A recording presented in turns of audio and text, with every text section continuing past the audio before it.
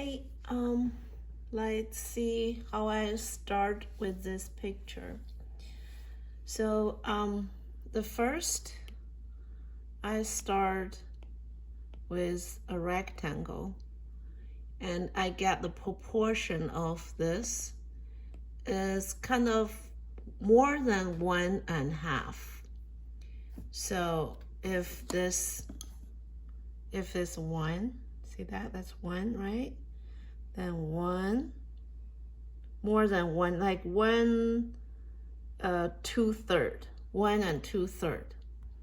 That's what I come up with. The a rectangle is 1 2/3. So that's 1. That's a square, right? So that's not exactly a square. That's a square. So 1, and if you make up like 3, that'll be 1. So 1 2/3. That's a rectangle I made in the beginning. And after I made the rectangle, let's make this smaller. After I made the rectangle, then I want to figure out like how big this how big that oval is. How big this oval is. And the oval can be this and can be that, depends what angle you look at. So then I made a kind of rectangle here. That's how wide this is. This is how wide that is. So that's why I made a rectangle like that. So if you make if it's a skinny one, then you make a skinny rectangle. Then you draw a more skinny top. But this is not skinny, so that's the proportion of that. So I made that. After I made that, then when I'm drawing the eggs, and very important is where this start. Where this egg start from the cup. And that's very important. Then if you get this egg right, then this egg will be right too, because you look at this, oh, this start right here and ends right here. So that's how you do that.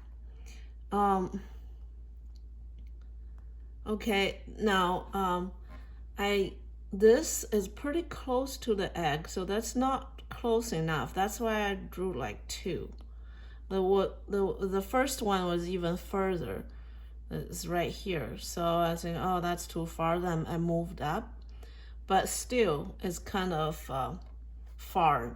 But I fix it later. You can see. So I go to another one. So that's the first step. I just showed you. That's the first step, and that's the second step. And I made the handle, and after I made the handle, I figure out the egg is, right about here, handle. So I made the egg bigger and this egg bigger, so this getting closer. So this was here before, so it was a little bit small. So yeah, when the process of drawing, you kind of fix the shape too. And this about more detailed. I think I add this because before there's just like one line here. Look, see that one line here? Now I add a double line because that does have something here. We have to shade it. It's pretty like a thick top thing, like we have to shade later. That's what I did. That's about it, that step. Now we start shading. First step, first shading. I try to use the shadow, find the shape, like how big the shadow is. The shadow is more than the dark part is more than the lighter part. So yeah, this is lighter than that. Then compare of that. And remember, if you shade the spoon, anything shiny, you need a contrast, dark and light contrast. That's first layer.